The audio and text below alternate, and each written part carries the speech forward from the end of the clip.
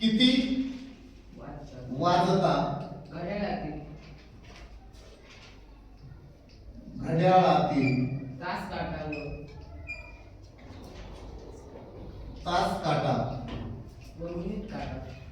व मिनिट काटा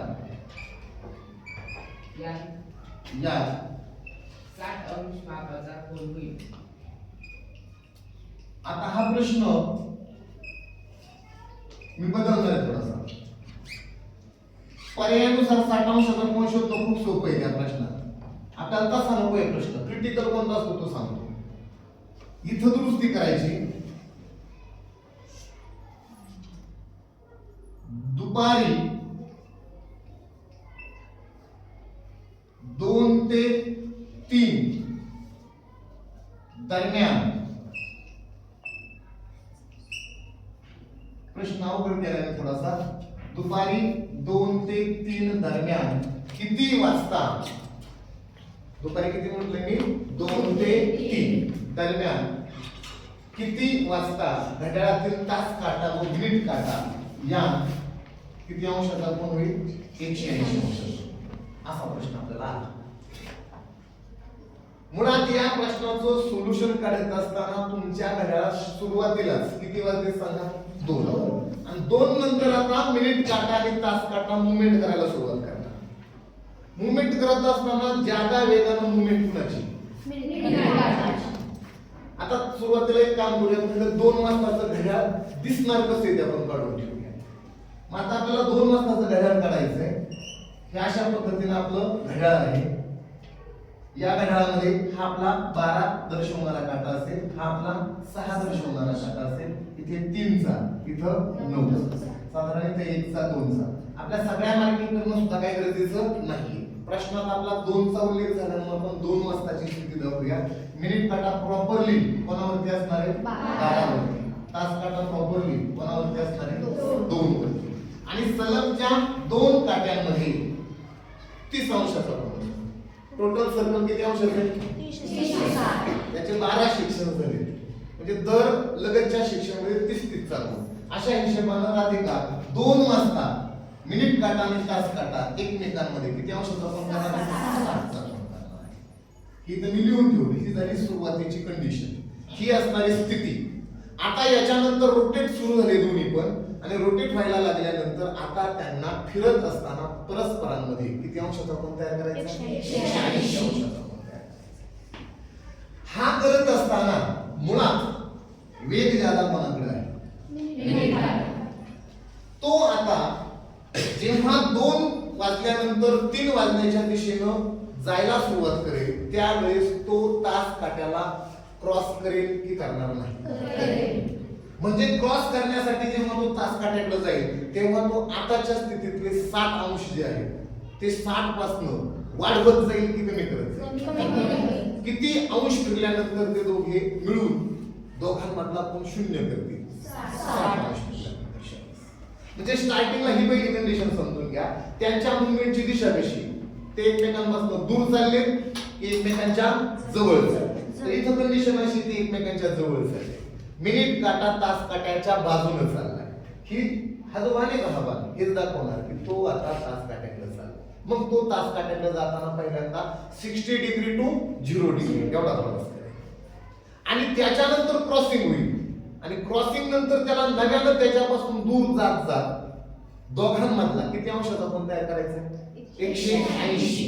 प्रॉपरली त्या स्थितीला जाण्यासाठी किती लोकांच्या लक्षात आले, एकूण त्यांना किती प्रवास, अंशात्मक विचारतोय, किती अंशांचा प्रवास करणं गरजेचं आहे. सांग सर. 240 अंशाचा प्रवास करणं गरजेचं. सगळ्यांच्या ते लक्षात आले का? तशाशिवाय आता ते पुढे जाणं गरजेचंच नाही. ते पहिलं कळलं पाहिजे. कुठून आले 240? तर मूळ स्थिती पहा अशी आहे 60 अंशाची. हा थोडासा काय करता येणार आहे, तो कोणाच्या जवळ चाललाय, तास. एक कंडिशन अशी की ते दोघं ओव्हरलॅप होते. तर ते ओव्हरलॅप झाले म्हणजे त्यांनी किती अंशाचा प्रवास केला, 60. आता त्यांच्यातले अंश किती आहेत, 0. आणि मग काउंटिंग कधी सुरू झाली, त्या ओव्हरलॅपच्या कंडिशनच्या नंतर. आणि नंतर वाढत वाढत वाढत वाढत त्यांना किती जायचंय, 180. प्रॉपरली त्यांना किती अंशाचा प्रवास करायचा. मग आता आपल्या लक्षात येईल का त्यांना 240 अंश फिरल्याशिवाय परस्परांच्या विरुद्ध बाजूला जाताच येणार नाही. आता 180 चा कोन म्हणजे कसा आला लक्षात आलं, स्ट्रेट अँगल होतोय म्हणजे एक काटा लेफ्टला असेल तेव्हा दुसरा कुठं असणार आहे राईटला. अशा पद्धतीनं मग आपल्याला या प्रश्नामध्ये अतिशय महत्वाची माहिती इथे लिहायची आहे की त्या दोन काट्यांना एकूण किती अंशाचा प्रवास करणं गरजेचं आहे, 240 अंशाचा प्रवास करणं गरजेचं आहे. आपण तीच गोष्ट लिहिणार, एकूण 240 अंश नंतर त्यांच्यात किती अंशाचा कोण तयार होईल, 180 अंशाचा काय होईल कोन तयार होईल. बर, आता माझा पुढचा प्रश्न नीट ऐका. आपल्याला या प्रश्नामध्ये काय शोधायचे, शेवटी वाचा किती अंशाचा कोन होईल पण किती वाजता, हा तुमचा प्रश्न आहे. मग किती वाजता याचा अर्थ तुम्हाला वेळ शोधायची का अंश शोधायचे, वेळ. मग आपल्या चार्ट मध्ये डाव्या बाजूला आपण कोणता शब्द लिहिणार, अंश, आणि उजव्या बाजूला आपण कोणता शब्द लिहिणार, वेळ. कोण सांगेल अंशामध्ये मी किती लिहिणं अपेक्षित आहे आणि वेळेमध्ये किती लिहिणं अपेक्षित आहे. किती अंशासाठी किती वेळ, अंश किती 5.5, वेळ किती 1 मिनिट, म्हणजे येणारी वेळ ही कोणत्या एककात येणारी. आता आपल्याला प्रत्यक्ष किती अंश करायचे, त्यासाठी लागणारी वेळ किती मिनिट असेल, x मिनिट. आणि मग ते x मिनिट ही जी वेळ असेल, x मिनिट ही जी वेळ असेल ती वेळ आपण या ठिकाणी शोधत असताना काय करणार सांगा. x बरोबर 240 गुणिले 1 भागिले 5.5. हेच आपण एक स्टेप ड्रॉप करण्यासाठी डायरेक्टली लिहू शकता. किती छेद किती, 24/55. हा एक एक्स्ट्राचा शून्य कुठून आला हे सांगण्याची काही तुम्हाला आवश्यकता नाही. आपण 5.5 लिहिलेलेच नाहीये, त्याला 55 करून घेतलंय. त्यावेळेस आपण याचा आपण एक शून्य वाढवलेला आहे. दोघांचं दशांश चिन्ह घरानं उजवीकडे सर. आता डेफिनेटली या कंडिशन मध्ये 5 नच भाग जातो तेव्हा इथे किती उरतात 11. आणि याला 5 न भाग देताना फार सुरू नाही आपल्याला. एक शून्य ड्रॉप करा, राहिलेल्याची दुप्पट लिहा. किती नाही लागतं 400.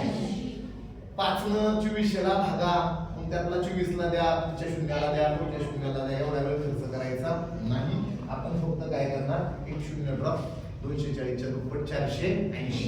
आता परतचा उरलेला 11 480 ला भाग देत असताना येणारं उत्तर तुमचं मिक्स फ्रॅक्शन मध्ये येणार आहे. 11 न 48 ला भाग दिला, 11 चौक 44. खाली किती राहिले 4. पुढलं किती घेतला 0. परत 40 आहे, 11 त्रिक 33. पुढलं किती 7.